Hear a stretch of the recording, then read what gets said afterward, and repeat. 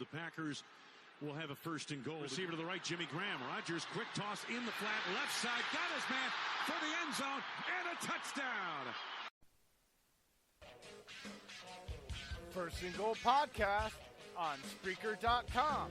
And we're now on all your favorite platforms: iHeartRadio, Spotify, CastBox, Google Podcasts, Tumblr, YouTube, and SoundCloud. You can always follow us on Twitter at First and Goal Pod and our Facebook page, facebook.com/First and Goal Pod 33. Get money, yeah. Get money, yeah. Get money, yeah.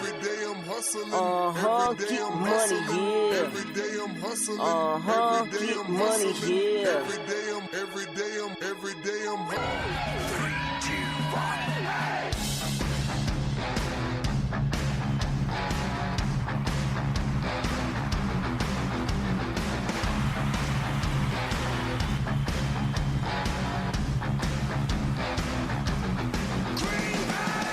And welcome everybody to another live edition of First and Goal with me, your founder and producer, Jay in the UP. And as always, down in Georgia, your host with the most, it's Dave. What's going on, folks? Oh my God. I was so happy to see how some of these games went today. Yeah, me too. Man, I got to get right to it. We did pick them yesterday. I went back and listened to the show a couple minutes ago from last night, and the only game I think I missed was the Philly-Minnesota game. I didn't expect Minnesota to come out and rock Philly like that. But other than that, I picked Houston, I picked the Jets, I picked the Cardinals, I picked the Panthers. Whoo-wee! Yeah, I think I had a bunch of those on there right, too. You sure? Well, I went back and just listened. asked who won, and they won.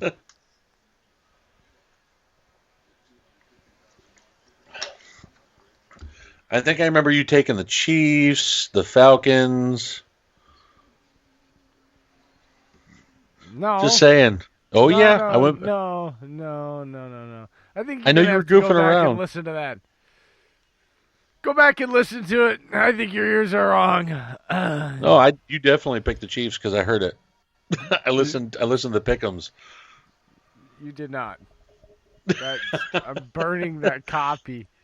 And you, let me see. Did you pick the Browns or did you pick Seattle? I think I picked the Browns because I said Yes. they were an erratic team. Yeah, they were very erratic today. They lost. Seattle got them, baby. I know they did. Anyways, let's go right into it, guys. The last game that just happened, New York and Dallas. New York came out and was up 21-3 at one point. Dallas crawled back slowly but surely, just like last week. But they're too talented of a team to go down like that. Hey, Jay, turn down that TV. I can hear your TV in the show. Stop yelling at me.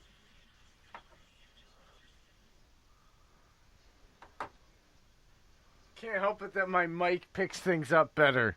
We're still live. You didn't need to stop talking. News just broke. Hold on. Apparently Jason Garrett. Let me say this. Jason Garrett was going through trying to high-five his guys, trying to be like, keep his guys motivated. Hey, we've dropped 3, but I'm still with you. Multiple players left him hanging. They don't want any part of Jason Garrett as their coach anymore. I don't get how Jerry doesn't see this. And Greg did say this after the Packers game on the post-game show, is Garrett is a kiss butt to Jerry. He does everything he wants. I mean, that's the thing is you need a coach that's going to butt heads with the owner a little bit. You're going to need a coach that butts heads with the GM a little bit because they need to stand their ground. And Garrett doesn't. Confrontation breeds excellence, if you know what I mean. Oh, you mean like Rodgers and LaFleur airing it out on the sideline? Yeah, I think they're just fine. Yeah, Yeah. Like people telling us how it's all going to implode, and yet the Packers are the ones who are winning, and everyone else is not having confrontation, and they're losing. But anyways, it's good confrontation versus just overall crappy confrontation. There's a difference. Like, there's conflict and there's confrontation. I guess that's the way it should be said, honestly. I mean, I'm not being a jokester here. Like, that's, I guess, the way I would define it or break it down. Confrontation. Well, come on. Like, I know I'm not always serious all the time. Doesn't mean that I'm not smart. Okay? I'm a smart guy. Well, you know what, though? I mean, obviously the players feel that they're not getting enough from their head coach. That's saying something.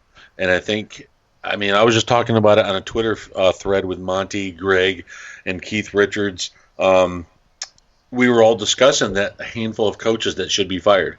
Mike Vrabel for the Tennessee Titans, Dan Quinn for the Falcons, and Garrett for the Cowboys. You have way too much talent on all three of those teams, and you can't win. I'm sorry. That is just, excuse my French, folks, but it's horseshit. Falcons have so much offensive talent. So do the Cowboys. But here's the problem, too. All three of them have common problems.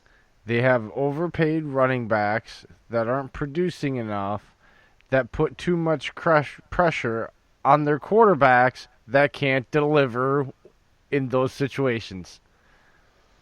I believe Henry's not paid as near as much as Gurley and Zeke and all those folks. That team's got a bad offensive philosophy. Just plain and simple. Agreed. I think they need an offensive mind because you look at Monty does have that point. Monty is absolutely right. Yeah, the only thing is he was blaming LaFleur, which, I did point out. And now we obviously know it's Vrabel, not LaFleur. Yeah, it's obviously Vrabel, and obviously he was kind of choosing his philosophies and schemes over LaFleur's last year. And that shows. Because look what LaFleur's doing this year with an offense that's missing its number one wide receiver and is yet to find their number two wide receiver. But yet they're still winning. Well, no. If Vrabel has A.J. Brown and Corey Davis and Delaney Walker. No. I mean, you're saying my God. It's false about not finding their number two receiver. I thought you made a great point today on my show that we're on. Go back and listen to it if you didn't see it live. Dave and I were on there. Shameless plug. Full Monty Football Show. Nuts and Bolts Sports. Go look at his Twitter page. Google Monty on the Full Monty Football Show or the Sports Whisperer. Follow him on Twitter at MontyJP231, and then you can find the link and listen to the show. But Dave made the point about Aaron Jones being the number two receiver, and I think he's right now. And I think MVS, it's not that he's not the number two or number three. I think right now his role is big play guy. And that's not so much your X or Y or slot. It's just wherever you line him up wherever, and its offense dictates where the big play. And then it gives him time to develop into a route runner because he's got a defined small role that takes pressure off him. But I think that was an excellent point by you, Dave, and I'll let you continue it now that I set you up shamelessly. Go ahead. Well, I mean, we're going to get into the Packers here in a second, kind of for that preview a little bit. But, I mean, that's the thing, is you look at the talent they have in Tennessee. Tennessee has talent across the board. You have Adam Humphries, A.J. Brown. You have Corey Davis, Delaney Walker, Derrick Henry, Deion Lewis. But Mariota can't do anything with it. Yes, I understand there's bad schemes, but good quarterbacks overcome bad schemes. Rodgers did it for three of his last years before the last 2 years of the Packers where they didn't make the playoffs. Rodgers had to overcome McCarthy's bad schemes.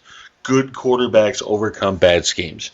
And Mariota is he's got the same label that Monty gave Jameis earlier. They're both busts. And it's sad because they were both number one and number two picks of that draft class. I think Mariota could go to a team where a change of scenery would help. Jameis, I don't think so. I think Jameis is done. But Mike Vrabel needs to go. I fully agree on Monty with that. Mariota. I know he loves Mariota. Okay, let's play this game real quick. Let's just play this game real quick. Where's a place you could see, like, seriously, a place you could see Mariota going where there would be a quarterback or coach or quarterback coach, head coach combination in a change of scenery where you think, because we all agree it's his mechanics. It's not his ability 100%. to diagnose a playbook, understand the game, his maturity, any of that other stuff. It's fixable mechanical things with the right coaching. I believe that. I think you believe that. So is there a place off the top of your head you think he could get that? Because it's not Tennessee. I think Tennessee is a stagnant place for him. I agree with that. What was that, Dave? I said, so you said a quarterback guru with a team that's kind of open right now? I mean, you look at all the teams that have quarterback gurus, and they have quarterbacks already that they like. I mean, a good spot. Actually, you know what? I'm not even going to sit there and joke about this. Tampa Bay.